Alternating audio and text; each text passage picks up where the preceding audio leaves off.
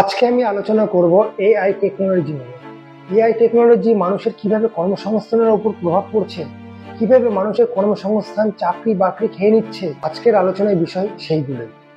তবে AI technology নিয়ে আলোচনা করার আগে সবার আগে আমাদেরকে জানতে হবে স্ট্রাকচারাল আনএমপ্লয়মেন্ট বলতে কি বোঝায়। আমরা যদি স্ট্রাকচারাল আনএমপ্লয়মেন্ট সম্বন্ধে যদি ধারণা করতে পারি, বুঝতে পারি, তাহলে আমরা বুঝতে পারবো এআই টেকনোলজি কিভাবে মানুষের কর্মসংস্থানের উপর প্রভাব পড়ছে। তাহলে শুরু করা যাক, মন দিয়ে শুনবেন পুরো কথাটা। খুব সহজ সরল ভাষায় বোঝাচ্ছি। একটা সময় মানুষ গরু গাড়িতে চলাচল করত। আপনারা নিশ্চয়ই জানেন, বয়স্ক দাদু ঠাকুমারা একটা সময় গরু গাড়িতে চলাচল করেছে। কিন্তু পরবর্তীকালে ভ্যান রিক্সা আসে। ভ্যান রিক্সা আসাতে যারা গরু গাড়ি চালিয়ে ইনকাম করে খেত, তাদের ইনকাম কিন্তু হঠাৎ করে বন্ধ হয়ে গেছে। এখন কি এসেছে, বেশ কয়েক বছর হলো ই রিক্সা ঢুকেছে, যাকে আমরা টোটো বলি। টোটো ঢোকার পরে কি হলো, মানুষ যথেষ্ট ভদ্র হয়েছে, না টোটোই করে যাব, ইলেকট্রনিক্স গাড়িতে করে যাব, কেন আমি ভ্যান রিক্সায় উঠবো। টোটো রিক্সা আসার পরে যারা ভ্যান রিক্সা চালাতো, তাদের ইনকামটা এক নিমিষে বন্ধ হয়ে গেল। মানুষ টেরও পেলো না যে মানুষের ইনকাম, মানে যারা ভ্যান রিক্সা চালিয়ে খেত, তাদের ইনকাম কিভাবে বন্ধ হয়ে গেল। এই হচ্ছে টেকনোলজি। টেকনোলজি যত উন্নত হবে, তত মানুষ কিন্তু কর্মসংস্থানের দিক থেকে একটা শ্রেণী পিছিয়ে যাবে। হ্যাঁ, উন্নতি হবে, কিন্তু একটা শ্রেণী পিছিয়ে পড়বে যারা প্রাচীন পন্থা নিয়ে চলছে। স্কুলে কিংবা কোনো কোচিং সেন্টারগুলোতে আগে চক ডাস্টার ব্যবহার করা হতো এবং পেছনে ব্ল্যাকবোর্ড থাকতো। পরবর্তীকালে ইলেকট্রনিক্স বোর্ড আবিষ্কার হয়ে গেল, তখন কিন্তু ধীরে ধীরে চক ডাস্টার কিন্তু সম্পূর্ণ বন্ধ হয়ে গেল। যারা এই জিনিসগুলো সাপ্লাই করতো স্কুলগুলোতে বা কোচিং সেন্টারগুলোতে, কিন্তু কর্মসংস্থান চলে গেল। যারা বাড়িতে চক তৈরি করতো, ডাস্টার সাপ্লাই করতো, তাদের কিন্তু ইনকাম টোটালি বন্ধ হয়ে গেল। মানুষ বুঝতেও পারলো না। এই যে আমি এখন ভিডিও করছি, সামনে মোবাইল ক্যামেরা রেখেছি, ভিডিও করছি, আমার চক ডাস্টার ইলেকট্রনিক্স বোর্ড আমার কিচ্ছু দরকার নেই, যা খুশি আমি মোবাইলে করতে পারবো। অর্থাৎ যারা এই জিনিসগুলো সাপ্লাই করতো, তাদের ইনকাম এবং তাদের কর্মসংস্থান এক নিমিষে বন্ধ হয়ে গেল। মানুষ বুঝতেও পারছে না যে কিভাবে মানুষ বেকারত্বের মধ্যে ডুবে যাচ্ছে। এই ঘরের আসবাবপত্র বলো বা বিল্ডিং নির্মাণ বলো, তুমি যে কোনো ক্ষেত্রে দেখো না কেন, এআই টেকনোলজি আজকাল কোথায় গিয়ে দাঁড়িয়েছে। কোনো একটা ঘরের ভিতরে কিভাবে ডিজাইন করতে হবে, ধরো তোমার একটা প্লট আছে, হয়তো 1 কাঠা কি 2 কাঠা কি 3 কাঠা জমির একটা প্লট আছে, তুমি সেখানে বিল্ডিং নির্মাণ করতে চাও। কি হবে, জাস্ট চ্যাট জিপিটি বা গ্রুপকে তোমাকে তোমার প্ল্যানটা জানাতে হবে যে আমার কাছে এইটুকুনি জায়গা আছে, আমি এই জায়গার মধ্যে বিল্ডিং বানাতে চাই। সেই বিল্ডিং হয়তো 3টে হয়তো বেডরুম থাকবে, একটা কিচেন থাকবে, একটা টয়লেট থাকবে, একটা ড্রয়িং রুম থাকবে, একটা ব্যালকনি থাকবে। এরকম একটা ডিটেলস লিখে তুমি পোস্ট করলে, দেখবা সঙ্গে সঙ্গে একাধিক ডিজাইন চলে আসবে।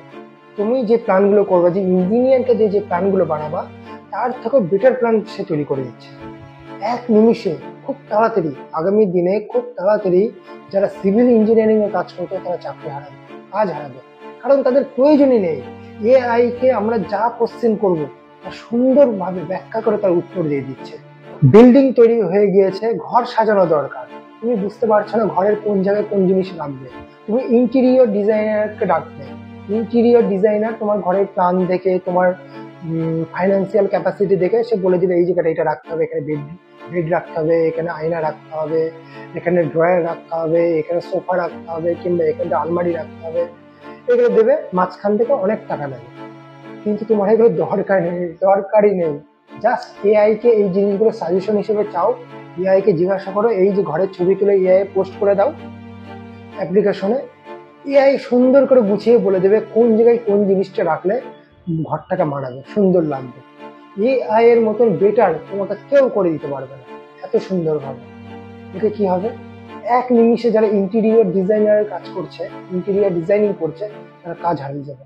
তোমরা বুঝতেও পারবে না কত হাজার হাজার ইন্টেরিয়র ডিজাইনার আছে, এক মুহূর্তে কাজ চলে যাবে এই এআই টেকনোলজির ফলে। তুমি একটা ভিডিও বানাতে চাও, তুমি বুঝতে পারছো না ভিডিওটা কিভাবে বানাবে, তুমি জাস্ট টপিকটা তুমি লিখে দিলে যে আমি এই টপিকের উপরে ভিডিওটা বানাতে চাই, এআই তোমাকে সুন্দর করে বলে দেবে যে এই টপিকের উপর ভিডিও বানাতে গেলে এই ইনফরমেশন গুলো দিতে হবে। এবার দিয়ে দিল, এবার তোমাকেই জিজ্ঞাসা করবে এআই যে আমি চাইলে আপনাকে এই টপিকের উপরে সুন্দর একটা ভিডিও স্ক্রিপ্ট বানিয়ে দিতে পারি। তুমি বললে হয়তো হ্যাঁ করে দিন, সঙ্গে সঙ্গে এআই তোমাকে একটা ভিডিও স্ক্রিপ্ট বানিয়ে দেবে। এত সুন্দর করে ভিডিও স্ক্রিপ্ট বানিয়ে দেবে, তুমি হয়তো কোনোদিন ভিডিও বানাওনি, কিন্তু তুমি দেখে বুঝতে পারবে যে কিভাবে বলতে হবে। ও তোমাকে বলে দেবে যে আপনি এইভাবে বলুন, পরের স্টেপটা এইভাবে নিন, পরের শুটিংটা এইভাবে করুন। এত সুন্দর করে বলে দেবে, বুঝতে পারছো তো? এআই কত মানুষের কর্মসংস্থান খেয়ে নিচ্ছে, কত মানুষের যারা কাস্টমাইজ কাজ করতো তাদের দিন শেষ করে দিচ্ছে। মানুষ টেরও পাবে না, মানুষ বুঝতেও পারবে না তারা কিভাবে কর্মসংস্থান পাচ্ছে।